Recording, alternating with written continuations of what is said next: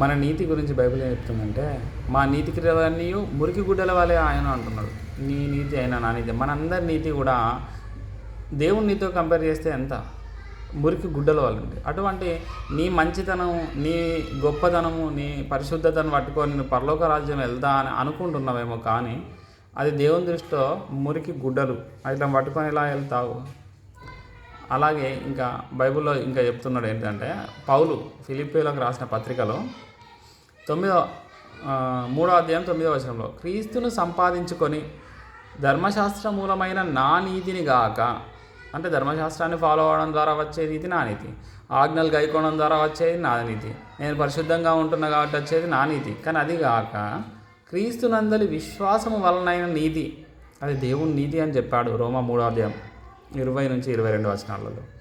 కాబట్టి ఆ నీతి దేవుని నీతి, ఇది ధర్మశాస్త్ర సంబంధమైన నీతి కాక వేరే నీతి అంట, అది దేవుని నీతి అని చెప్తున్నాడు. అది ఎట్లా? విశ్వాసమును బట్టి దేవుడు అనుగ్రహించు నీతి గలవాడినై ఆయన యందు అగుపడు నిమిత్తము అని చెప్తున్నాడు. 11వ వచనంలో, సమస్తమును నష్టపరుచుకొని వాటిని పెంటతో సమానంగా ఎంచుకుంటున్నాను. డంగ్, పెంటతో సమానంగా ఎంచుతున్నాడు. మన నీతి క్రియలన్నీ కూడా పౌలు అంతకుముందు చూస్తే, నేను బెన్యామీను ఏం చెప్తున్నాడు, ఇశ్రాయేలు వంశపు వాడును, బెన్యామీను గోత్రంలో పుట్టి హెబ్రీయుల సంతానమైన హెబ్రీయుడనై, ధర్మశాస్త్ర విషయము పరిసయ్యుడినై, ఆసక్తి విషయము సంఘమును హింసించువాడినై, ధర్మశాస్త్రము వలన నీతి విషయము అనింద్యుడనై ఉంటుంది. ధర్మశాస్త్రం ద్వారా వచ్చే నీతి విషయంలో పౌలు అనింద్యుడుగా ఉన్నాడు. కానీ అదంతా నాకు వద్దు, కేవలం యేసు నా కోసం చనిపోయి తిరిగి లేచాడు, ఆ నీతి మాత్రమే కావాలని నీతి క్రియలన్నీ కూడా పక్కన పెట్టేసి, కేవలం యేసు నా కోసం చనిపోయి తిరిగి లేచాడు కాబట్టే నేను నీతిమంతుడిని అవుతాను అని ఆయన క్రియల యందు అంత ఒకవేళ గొప్పగా చెప్పుకుంటే ఆయనే అందరికంటే చాలా గొప్పగా ధర్మశాస్త్రాన్ని ఫాలో అవ్వడంలో, ఆయన నీతిని నెరవేర్చడంలో ధర్మశాస్త్ర విషయమై అనింద్యుడను అంటున్నాడు. అన్ని ఆజ్ఞలు పాటించడంలో ఆయన, కానీ ఆయనకు ఆ నీతి అద్దాట. ఆ నీతిని అవన్నిటిని కూడా పౌలు ఏం చెప్తున్నాడంటే పెంటతో సమానంగా, పెంటగా ఎంచుతున్నాడంట. 11వ వచనంలో పెంటతో సమానంగా ఎంచుకుంటూ అంటున్నాడు.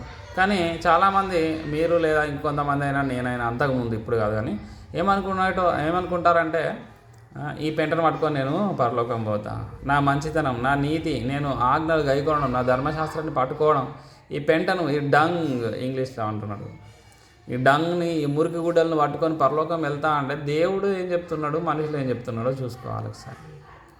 కాబట్టి అది కాదు, దేవుడు ఉచితంగా నీతిమంతులను తీరుస్తా అని అంటున్నాడు రోమా 3వ అధ్యాయం 24వ వచనంలో. అట్లా యేసుక్రీస్తునందలి విశ్వాసం ఉంచితే నేను ఉచితంగా, ఫ్రీ అన్నప్పుడు ఫ్రీగా, అందులో క్రియలు లేవు. కాబట్టి మన నీతి క్రియలు పనిచేయవు. కేవలం యేసుక్రీస్తు మన కోసం చనిపోయి తిరిగి లేచాడు, దాని మీద విశ్వాసం ఉంచితే, ఆయన మీద విశ్వాసం ఉంచితే, ఆయన చనిపోయి ఆయన ఫినిష్డ్ వర్క్ మీద నువ్వు విశ్వాసం ఉంచితే నీవు రక్షణ పొందుతావు. కానీ నీ క్రియల మీద, నీ మంచితనం మీద, అయ్యో నేను మంచి లేను కాబట్టి పరలోకం పోతలేను, అయ్యో నేను పరిశుద్ధంగా ఉన్నా కాబట్టి పరలోకం పోతున్నా అని అంటే, చివరకు మత్తాయి 7వ అధ్యాయంలో చెప్పినట్టు, నేను మిమ్మల్ని ఎన్నడూను ఎరగను, అక్రమము చేయవారులారా నా యొద్ద నుండి తొలగిపోండి అని వారితో చెప్తాను అంటున్నారు. వాళ్ళు ఏమంటున్నారు, ప్రభా నేను నీ నామమున ప్రవచింపలేదా, దయ్యాలను వెళ్ళగొట్టలేదా, అనేక అద్భుత క్రియలు చేయలేదా? నీ క్రియలు అనేటివి మురికి గుడ్డలు, పెంట, అది నాకెందుకు చెప్తున్నావు? నేను మిమ్మల్ని ఎన్నడూను ఎరగను అంటున్నాడు. అలా కాకుండా కేవలం యేసు నీవు నా కోసం చనిపోయావు, దాని ద్వారా మాత్రమే నేను రక్షణ పొందుతున్నాను అని నీ యేసుక్రీస్తు మాత్రమే విశ్వాసం ఉంచితే నీవు రక్షణ పొందావని చెప్తున్నది బైబిల్ వాక్యం.